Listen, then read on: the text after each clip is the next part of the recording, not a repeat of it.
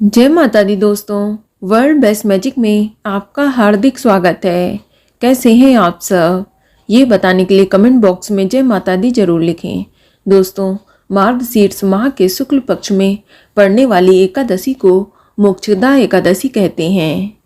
मोक्ष मिलने के कारण इसे बैकुंठ एकादशी भी कहा जाता है।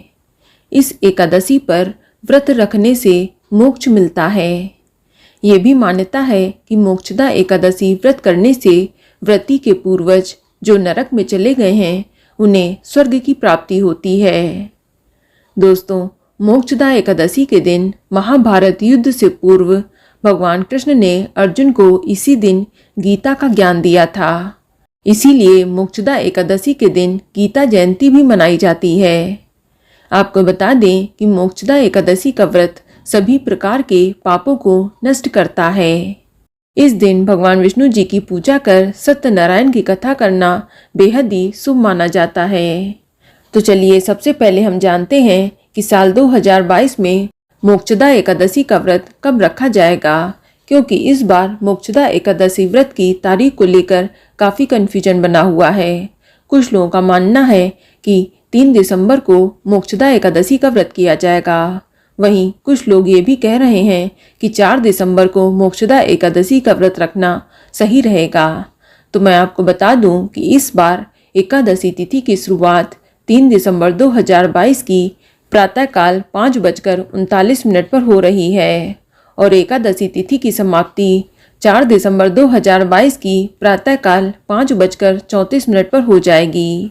तो दिया तिथि की मान्यता के अनुसार मोक्षदा एकादशी का व्रत 3 दिसंबर 2022 दिन शनिवार को करना श्रेष्ठ रहेगा, क्योंकि इस दिन सूर्योदय का समय सुबह 5:58 पर रहेगा, जबकि 4 दिसंबर को सूर्योदय से पहले ही एकादशी तिथि समाप्त हो रही है।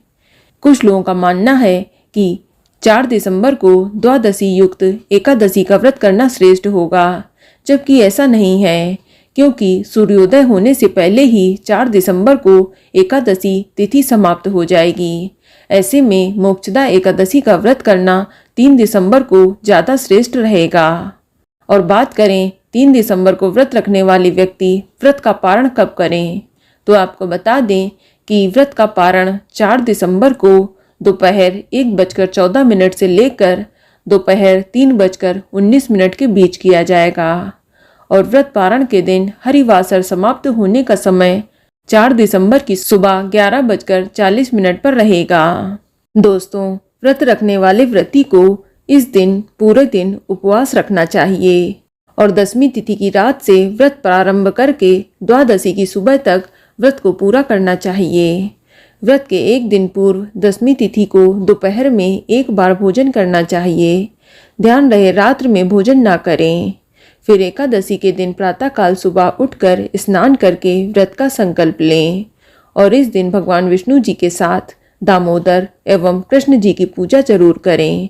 उन्हें रोली, अक्षत, फूल माला, नैवेद्य आदि अर्पित करें। धूप दीप जलाकर आरती करें, विधिवत पूजा करें।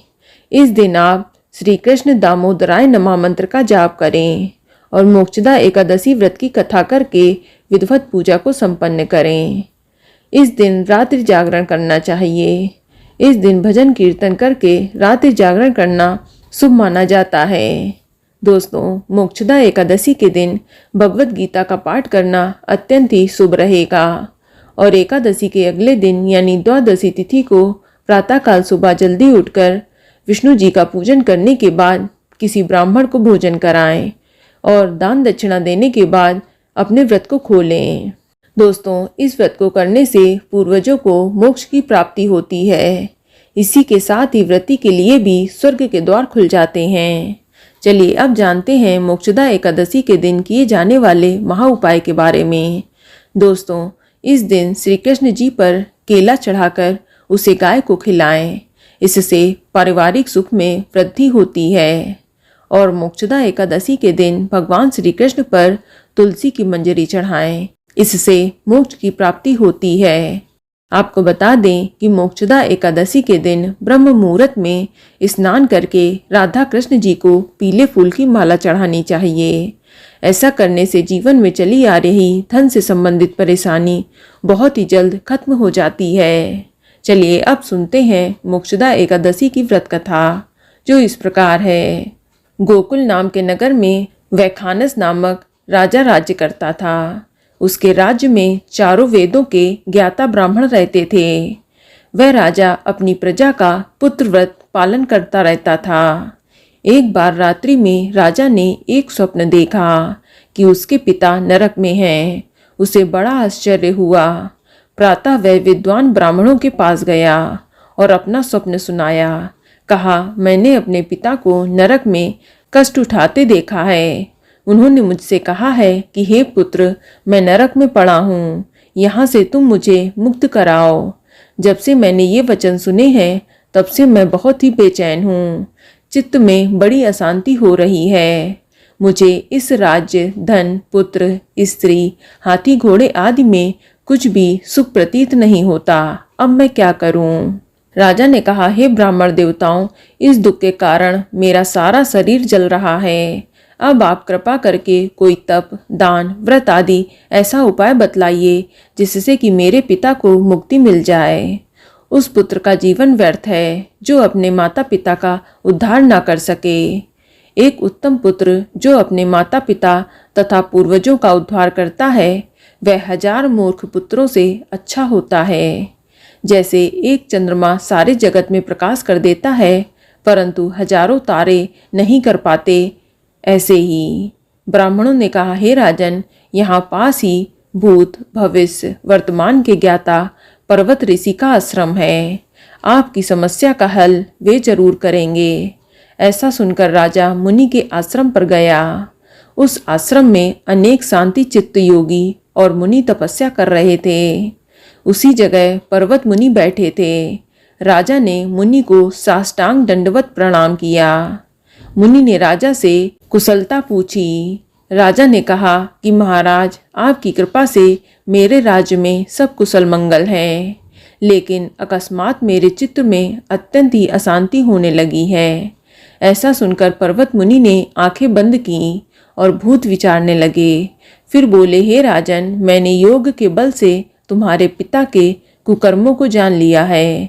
उन्होंने पूर्व जन्म में कामातुर होकर एक पत्नी को रति दी, किंतु सौत के कहने पर दूसरे पत्नी को ऋतुदान मांगने पर भी नहीं दिया। उसी पाप कर्म के कारण तुम्हारे पिता को नरक में जाना पड़ा। तब राजा ने कहा, इसका कोई उपाय बता दीजिए। मुनि बोले, हे राजन, आप मार्गशीर्ष एकादशी का उपवास करें और उस उपवास के पुण्य को आप अपने पिता को संकल्प कर दें। इसके प्रभाव से आपके पिता ही अवश्य ही नरक से मुक्ति हो जाएगी। मुनि के ये वचन सुनकर राजा महल में आया और मुनि के कहने के अनुसार कुटुंब सहित मोक्षदा एकादशी का व्रत किया। इसके उपवास का पुण्य उसने अपने पिता को अर्पण कर दिया। इसके प्रभाव से उसके पिता को मुक्ति मिल गई और स्वर्ग में जाते हुए वे पुत्र से कहने लगे, हे पुत्र, तेरा कल्याण हो। ये कहकर स्वर्ग चले गए। मार्गशीर्ष माह के शुक्ल पक्ष की मोक्षदा एकादशी का जो व्रत करते हैं उनके समस्त पाप नष्ट हो जाते हैं। इस व्रत से बढ़कर मोक्ष देने वाला और कोई व्रत नहीं है। इस दिन गीता जयंती भी मनाई जाती है। साथ ही ये धनुर्मास की एकादशी कहलाती है। अतः इस एकादशी का महत्व कई गुना और भी बढ़ जाता है।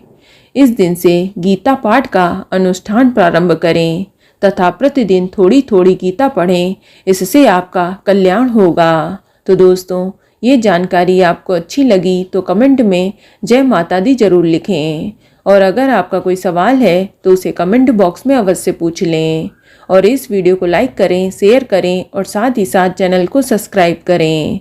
धन्यवाद।